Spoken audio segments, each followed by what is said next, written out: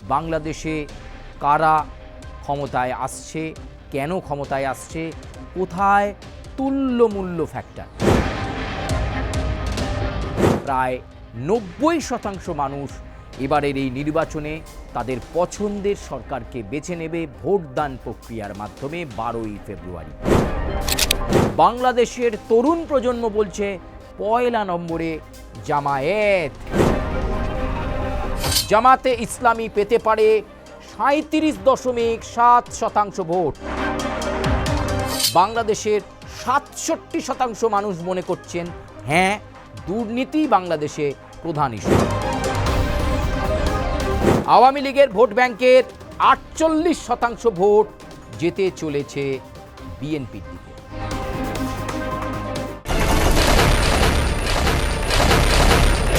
নমস্কার, আমি সুচারু।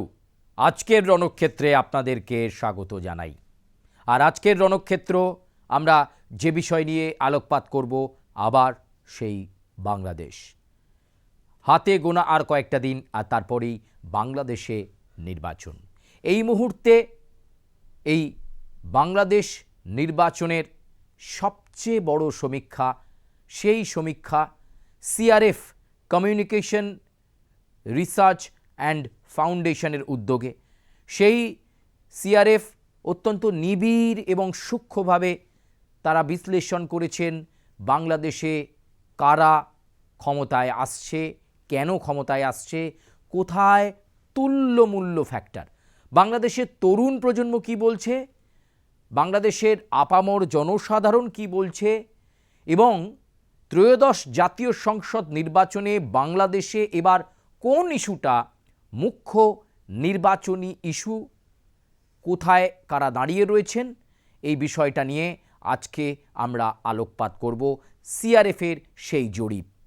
এ যাবৎকালে আপনারা হয়তো অনেক সমীক্ষা, অনেক জরিপ দেখেছেন, এবং বিগত 3-4 মাস ধরে যখন থেকে নির্বাচনের আবহ তৈরি হয়েছে তখন থেকে আপনারা বাংলাদেশে তুল্যমূল্য বিচার দেখেছেন। কখনো বিএনপি এগিয়ে গেছে সমীক্ষাতে, কখনো সমীক্ষাতে এগিয়ে গেছে জামাত। আবার কখনো কখনো এমনটা মনে করা হচ্ছিল যে আওয়ামী লীগ হয়তো নির্বাচনে অংশগ্রহণ করতে পারবে। অনেকেই কিন্তু তাদের সমীক্ষাতে আওয়ামী লীগকেও পয়লা নম্বরে রাখছিল। কিন্তু এখন সেই সম্ভাবনা আওয়ামী লীগের পক্ষে অত্যন্ত নেই বললেই চলে। এই পরিস্থিতিতে যে সমস্ত রাজনৈতিক শক্তিগুলো নির্বাচনে অংশ নিচ্ছে তারা কে কোথায়, সমস্ত কিছু, এবং কোটি কোটি ভোটারের সঙ্গে কথা বলে তাদের থেকে জনমত নিয়ে সিআরএফ এই সমীক্ষা প্রকাশ করেছে। আর সেই সমীক্ষার আভাসই আমরা আজকে আপনাদের সামনে তথ্যসূত্র হিসাবে তুলে ধরব এবং দেখব যে বাংলাদেশের ত্রয়োদশ জাতীয় সংসদ নির্বাচনে এই সমীক্ষার আভাস অনুযায়ী কারা আসতে পারেন বাংলাদেশে ক্ষমতায়, এবং কেন, কোন কোন ফ্যাক্টরে তাদের দিকে জয়ের পথ বা সরকার গড়ার পথ আরও মসৃণ হয়ে গেল। চলুন আজকের রণক্ষেত্রে আমরা চোখ রাখি সেই সমীক্ষার দিকে। এবারে আমরা ডিটেল ইন্টেন্সিফাইড ইনফরমেশনে যাব। চলুন একটু চোখ রাখা যাক। আমরা যে বিষয়টা নিয়ে আজকে আলোকপাত করছি, নির্বাচনের আগে সবচেয়ে বড় জরিপ, নির্বাচনের আগে সবচেয়ে বড় জরিপ বলা যেতে পারে আপনারা যেটা দেখছেন, কারণ হাতে গোনা আর কয়েকটা দিন তারপরেই বাংলাদেশে ত্রয়োদশ জাতীয় সংসদ নির্বাচন শুরু হয়ে যাবে এবং 90% মানুষ ভোট দেবে বাংলাদেশের জাতীয় সংসদ নির্বাচনে। এমনই জনমত শোনা যাচ্ছে সিআরএফের তথ্যে। তারা ভেরিফাই করেছেন, বাংলাদেশের মানুষের সঙ্গে কথা বলেছেন। বাংলাদেশের মানুষ বলছে ভয় ভীতি না থাকলে, সুষ্ঠু অবাধ নির্বাচন হলে প্রায় 90% মানুষ এবারের এই নির্বাচনে তাদের পছন্দের সরকারকে বেছে নেবে ভোটদান প্রক্রিয়ার মাধ্যমে 12ই ফেব্রুয়ারি। শুধু দরকার নির্ভয়ে যাতে তারা ভোট কেন্দ্রে যেতে পারেন, তাদের গণতান্ত্রিক অধিকার প্রয়োগ করতে পারেন। তাহলে মানুষের মধ্যে কতটা ইচ্ছা রয়েছে স্থায়ী সরকার বাংলাদেশে আনার জন্য, যে কারণে 90% মানুষ কিন্তু বলেছে যে হ্যাঁ ভোট দেব। কেউ বলেননি যে যাব না বা এরকম, সেই সংখ্যাটা 10%, কিন্তু 90% মানুষ বলেছেন গণতান্ত্রিক প্রক্রিয়ায় অংশ নেব, ভোট দেব, পছন্দের প্রার্থীকে বেছে নেব। চলুন আমরা আরেকটু এই সমীক্ষার গভীরে ঢোকার একটা চেষ্টা করি, প্রয়াস চালাই। সিআরএফের সমীক্ষা অনুযায়ী আপনাদের কাছে প্রথম আভাস পৌঁছে দিচ্ছি আমরা আমাদের বিশেষ প্রতিবেদনের মাধ্যমে। তরুণ প্রজন্ম, জেন জি বলুন বা যাই বলুন না কেন, তরুণ প্রজন্মের কাছে প্রায় 3.5 কোটি তরুণ প্রজন্মের কাছে কথা বলে তাদের থেকে মতামত নিয়ে সার্ভে করে জানা যাচ্ছে তাদের চোখে, তরুণ প্রজন্মের চোখে 3.5 কোটির ওপর, আমি আবার বলছি 3.5 কোটির ওপর বাংলাদেশের তরুণ প্রজন্ম বলছে পয়লা নম্বরে জামাতে ইসলামী ক্ষমতায় আসছে। তারা অন্তত এই বিশ্বাস রাখছেন। আর তারা অবশ্যই তুল্যমূল্য বিচারে দ্বিতীয় স্থানে রাখছেন বিএনপিকে। প্রথমে জামাত এবং তারপরে কিন্তু বিএনপিকে তারা রাখছেন। তরুণ প্রজন্ম অর্থাৎ জুলাই গণ অভ্যুত্থানের মাধ্যমে যে দলটা তৈরি হয়েছে অর্থাৎ এনসিপি, জাতীয় নাগরিক পার্টি, তারা কিন্তু অলরেডি জামাতের সঙ্গে জোটে রয়েছে। ফলে তরুণ প্রজন্মের একটা বড় অংশ মনে করছে যে জামাতে ইসলামী এই প্রথম বাংলাদেশের সরকার গড়তে চলেছে। তবে দ্বিতীয় স্থানে বিএনপি রয়েছে এ কথাই মনে করা হচ্ছে। আমরা আরেকটু গভীরতায় যাওয়ার চেষ্টা করব আজকের এই প্রতিবেদনে। চলুন আজকে স্লাইড প্রেজেন্টেশনে আপনাদের কাছে শতাংশের জরিপে একটু বুঝিয়ে দেওয়ার চেষ্টা করি। সিআরএফের তথ্য অনুযায়ী কে কোথায় দাঁড়িয়ে আপনারা নিশ্চিতভাবে দেখতে পাচ্ছেন জামাতে ইসলামী পেতে পারে 37.7% ভোট। জামাতে ইসলামী পেতে পারে 37.7% ভোট। তারপরেই রয়েছে বিএনপি পেতে পারে 27% ভোট। 27%, অর্থাৎ জামাতে ইসলামীর সঙ্গে বিএনপির ভোট শতাংশের ফারাক হতে পারে 10%। জামাত 37.7, বিএনপি 27%, 10.7% তফাৎ। তৃতীয় দল হিসাবে ভোট শতাংশ এনসিপি, জাতীয় নাগরিক পার্টি, তাদেরকে আলাদা করে দেখানো হচ্ছে। তাদের নিজস্ব সাংগঠনিক ক্ষমতা বলে এবং জনপ্রিয়তার বিচারে এই প্রথম পার্টিটা প্রতিষ্ঠা হওয়ার পর তারা বাংলাদেশের ত্রয়োদশ জাতীয় সংসদ নির্বাচনে লড়াই করবে। তারা পেতে পারে 17% ভোট, অন্তত জরিপ সে কথা বলছে। আবার বলছি, নির্বাচনের আগে সম্ভবত এটা শেষ বড় সমীক্ষা, যে সমীক্ষা আপনাদের কাছে আমরা পৌঁছে দেওয়ার চেষ্টা করছি। আবার একটু চোখ রাখুন, 37.7% পেতে পারে জামাতে ইসলামী, বিএনপি পেতে পারে 27% ভোট, এনসিপি পেতে পারে 17% ভোট। অর্থাৎ তিনজনের মধ্যেই, তিনটে জনপ্রিয় দলের মধ্যে দেখুন 10 থেকে 11% করে তফাৎ।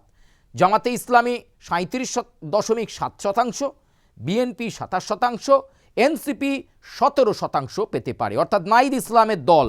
ফলে এক্ষেত্রে বাংলাদেশের এই নির্বাচন চিত্তাকর্ষক হতে চলেছে, অত্যন্ত গুরুত্বপূর্ণ হতে চলেছে এবং একটা হাড্ডাহাড্ডি লড়াই দেখা যেতে পারে এ কথা বলা যায়। কারণ বিএনপি একা নয়, বিএনপি কিন্তু তার অনেক সহযোগী দল রয়েছে, ওয়ার্কার্স পার্টি রয়েছে, এছাড়াও বিভিন্ন দলকে সঙ্গে নিয়ে লড়ছে। ফলে সেই দলগুলোও যদি ভালো আসন পায় তাহলে কিন্তু এই শতাংশ একটা অন্য মাত্রায় পৌঁছে যাবে এবং জামাতকে টক্কর দিয়ে দেওয়ার একটা জায়গাতে চলে যেতে পারে। তবে এখানে আপনারা যেটা দেখছেন, একক সাংগঠনিক শক্তি, একক জনপ্রিয়তাতে জামাত 1 নম্বরে, বিএনপি 2 নম্বরে, এনসিপি 3 নম্বরে। আসুন আমরা আরেকটু গভীরে যাই। 11 দলীয় জোটের সমর্থন, অর্থাৎ এই যে 37.7% পেতে চলেছে জামাতে ইসলামী এবং এনসিপি পেতে চলেছে 17%, আরও বেশ কিছু যুক্ত করে 11 দলীয়, মানে এই জামাতে ইসলামী নেতৃত্বাধীন অর্থাৎ ডক্টর শফিকুর রহমানের নেতৃত্বাধীন যে জোট বাংলাদেশে তৈরি হয়েছে বিএনপির জোটকে আটকানোর জন্য, তারেক রহমানকে আটকানোর জন্য যে জোট তৈরি হয়েছে, সেই জোট একত্রিতভাবে, এতক্ষণ আপনারা ইন্ডিভিজুয়ালি বা একক দেখছিলেন, কিন্তু এবার এনসিপি, জামাত এবং অন্যান্য দল একত্রিত করে, অর্থাৎ এনসিপি আমরা আগেই দেখালাম 17% পেতে পারে, একেবারে 37% পেতে পারে জামাত, এছাড়াও অন্যান্য দলের যোগফল ভোট শতাংশের আভাস যুক্ত করলে দাঁড়াচ্ছে 54.4% ভোট পেয়ে জামাতে ইসলামীর নেতৃত্বাধীন 11 জোটের দল বাংলাদেশে ক্ষমতায় আসতে চলেছে। বড় সমীক্ষা সিআরএফের অন্তত সেই চিত্রই ফুটে উঠছে এই জরিপে। আবার বলছি, জরিপ যে কোনো মুহূর্তে পরিবর্তন হতে পারে, কারণ আবহাওয়ার মতো মানুষের মন বদলায়। ফলে আমরা একেবারে শেষ মুহূর্তের আভাস, এবং কোথাও 3.5 কোটি, কোনো স্টেপে 6 কোটি, এইভাবে মানুষের যে কথা বলার ভিত্তি, তাদের জনমত, সেই ভিত্তিতে সিআরএফের সূত্র ধরে আপনাদের সামনে এই সমীক্ষা, বাংলাদেশের এই জরিপ আমরা রাখছি। যে জরিপ আপনাদের সামনে আমরা তুলে ধরছি, 11 দলীয় জোট 54.4% ভোট পেয়ে বাংলাদেশে ক্ষমতায় আসতে চলেছে জামাতে ইসলামী নেতৃত্বাধীন সরকার। চলুন পরবর্তী স্লাইডে যাই এবং আরেকটু গভীরে। এবারের নির্বাচন তো হবে, ক্ষমতায় কে আসছে সেটাও আমরা দেখতে পাচ্ছি, কিন্তু এবারের নির্বাচনে প্রধান ইস্যু কিন্তু দুর্নীতি। বাংলাদেশের মানুষ বলছেন দুর্নীতি একটা ইস্যু, যে দুর্নীতির কারণে আওয়ামী লীগকে সরে যেতে হয়েছে। শেখ হাসিনার দলের একাধিক মন্ত্রী, সাংসদদের বিরুদ্ধে আর্থিক তছরুপের অভিযোগ, হাওয়ালার মাধ্যমে টাকা পাচার করার অভিযোগ, এছাড়াও একাধিক ক্ষেত্রে দুর্নীতি এবং অর্থনৈতিক বেনিয়মের অভিযোগ ভুরি ভুরি অভিযোগ আছে আওয়ামী লীগের নেতা মন্ত্রীদের বিরুদ্ধে। সেইটা কিন্তু এই নির্বাচনে ইস্যু হয়েছে। দুর্নীতি একটা ইস্যু, এবং জামাতে ইসলামী কমিট করেছে তারা দুর্নীতিমুক্ত সরকার গড়বে বাংলাদেশে, সবার আগে লক্ষ্য তাই। আর এই দুর্নীতি ইস্যুকে গুরুত্ব দিচ্ছেন বাংলাদেশের কতজন মানুষ? এই দুর্নীতি ইস্যুকে গুরুত্ব দিচ্ছেন বাংলাদেশের 67% মানুষ মনে করছেন হ্যাঁ, দুর্নীতি বাংলাদেশে প্রধান ইস্যু। 67% মানুষ বাংলাদেশে মনে করছেন এবারে ত্রয়োদশ জাতীয় সংসদ নির্বাচনে দুর্নীতি প্রধান ইস্যু, এবং এই ইস্যুকে সামনে রেখেই বিএনপি, জামাত, এনসিপি, ওয়ার্কার্স পার্টি, এলডিপি, এছাড়া যতগুলো দল আছে যারা অংশগ্রহণ করতে পারছে, তারা কিন্তু এটার উপর ভিত্তি করেই এবারের নির্বাচনে লড়াই করছে। একেবারে শেষ স্লাইডে আমরা যাব। আপনারা শুনলেন যে 67% মানুষ মনে করছে বাংলাদেশে যে দুর্নীতি বাংলাদেশের জাতীয় সংসদ নির্বাচনে প্রধান ইস্যু। চলুন পরবর্তী এই স্লাইডের দিকে আমরা চোখ রাখি। ধর্মীয় ইস্যু। অবশ্যই বাংলাদেশে দুর্নীতির পর ধর্ম একটা খুব গুরুত্বপূর্ণ ইস্যু। বললে হবে না ভাই, ধর্ম কিন্তু ইস্যু আছে বাংলাদেশে। বাংলাদেশের জাতীয় সংসদ নির্বাচনে ধর্ম কিন্তু খুব একটা গুরুত্বপূর্ণ ইস্যু। ধর্ম ইস্যু নয় বললে হবে না। দুর্নীতির পরেই যদি গুরুত্বপূর্ণ কোনো ইস্যু থেকে থাকে তাহলে সেটা ধর্ম। 35% মানুষ এই মুহূর্তে বলছে যে বাংলাদেশের নির্বাচনে ধর্ম ইস্যু, এবং জরিপ অনুযায়ী এবার আমরা দেখব দুর্নীতি গেল, ধর্ম গেল, কিন্তু সকলে মিলে যে কথা এই মুহূর্তে প্রচারে রাখছেন, দারিদ্রতা কাটাতে হবে বাংলাদেশে, কর্মসংস্থান বাড়াতে হবে, এবং 21% ওপর দারিদ্রতা পৌঁছে গেছে। জামাতও বলছে দারিদ্রতা কমাবো, বিএনপিও বলছে দারিদ্রতা কমাবো, কর্মসংস্থানের বাংলাদেশ হবে, পরিবর্তনের বাংলাদেশ হবে, প্রত্যাশী বাংলাদেশ হবে, সংগঠিত বাংলাদেশ হবে। ফলে এইখানে দাঁড়িয়ে আওয়ামী লীগের ভোটটা তাহলে কোথায় যেতে চলেছে সেটারও কিন্তু একটা সমীক্ষা হয়েছে, একটা সার্ভে হয়েছে, বা আপনাদের ভাষায় বলা যেতে পারে একটা জরিপ হয়েছে। সেই জরিপের পরিসংখ্যান কি বলছে সেটা অবশ্যই আপনাদের কাছে আমরা শেষ মুহূর্তে আলোকপাত করব।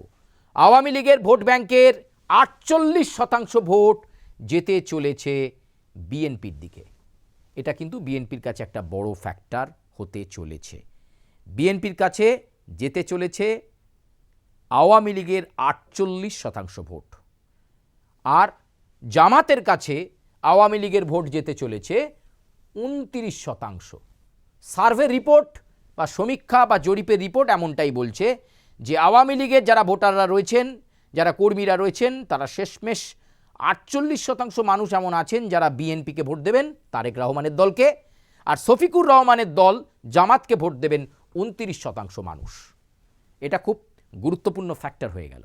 এতক্ষণ পর্যন্ত অনেকটা এগিয়ে থেকে জামাত ছিল এককভাবে এবং ঐক্যবদ্ধভাবে 54%, কিন্তু আপনারাই আওয়ামী লীগের 48%-র সঙ্গে যদি বিএনপির যে ভোট শতাংশ আমরা দেখিয়েছি সেই ভোট শতাংশ যদি যোগদান করেন 27%, তাহলে কিন্তু একটা ভালো ফাইটের জায়গায় বিএনপি যাচ্ছে। ফলে নির্বাচনের ফলাফল যাই হোক না কেন, খুব হাড্ডাহাড্ডি লড়াই হবে বাংলাদেশে জাতীয় সংসদ নির্বাচনে জামাত এবং বিএনপির এই জোটের মধ্যে, এবং নেক টু নেক ফাইট হবে। কারণ দেখে নিন, আপনার হচ্ছে এখানে 48% মানুষ এখানে রয়েছে, এবং এদিকে আগেরটাতে রয়েছে 27% মানুষ। ফলে আপনারা এই হিসেবটা করে নিন, করে নিলেই আপনাদের কাছে পরিষ্কার হয়ে যাবে বিএনপি কিন্তু এই জায়গাটাতে অর্থাৎ আওয়ামী লীগের ভোট ব্যাংকটা কেড়ে নেওয়ার ক্ষেত্রে বিএনপি কিন্তু পার্সেন্টেজটা অনেক বেশি পেতে চলেছে, 48%। আর ওদিকে জামাত কিন্তু 29% পেতে চলেছে। কিন্তু জামাতের অ্যাডভান্টেজের জায়গা, তার যে সহযোগী দল এনসিপি, তারা কিন্তু তৃতীয় জনপ্রিয়তায় রয়েছে 17%, অর্থাৎ 37%, 17%।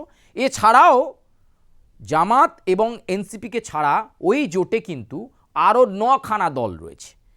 ফলে সেই 9খানা দলের যে ভোট শতাংশ সেটা যোগ করলে কিন্তু জামাত খানিকটা হলেও তুল্যমূল্য বিচারে এগিয়ে যাবে এবং বাংলাদেশের জাতীয় সংসদ নির্বাচনে সরকার গড়ার মুহূর্ত তৈরি করতে পারে শফিকুর রহমানের দল। আবার বলবো, মানুষের মন আর আবহাওয়া যে কোনো সময় পরিবর্তন হয়ে যায়। আমরা জ্যোতিষ নয়, আমরা শুধু মানুষের সাথে যে কথা বলে সিআরএফ যে জরিপ তুলে ধরেছে, সেই সিআরএফের জরিপ আন্তর্জাতিক ক্ষেত্রে ইতিমধ্যেই ছড়িয়ে গেছে। সেই জরিপকে নিয়ে আমরা একটু কাটাছড়া করলাম, বিশ্লেষণ করলাম, ভোট শতাংশের বিচারে কে কোথায় দাঁড়িয়ে আছে সেটা আপনাদের কাছে জানালাম। ইন্ডিভিজুয়ালি কে কোথায়, এককভাবে, আর জোটবদ্ধভাবে কে কোথায়। কিন্তু আওয়ামী লীগের ভোট শতাংশটা একটা ফ্যাক্টর হবে। এই ভোটারদের বড় অংশ কোন দিকে যায়, আমাদের এই সমীক্ষার যে রিপোর্ট আমরা তুলে ধরলাম সেটা মতো গেলে কিন্তু বিএনপির সঙ্গে জামাতের একটা হাড্ডাহাড্ডি ফাইট হবে।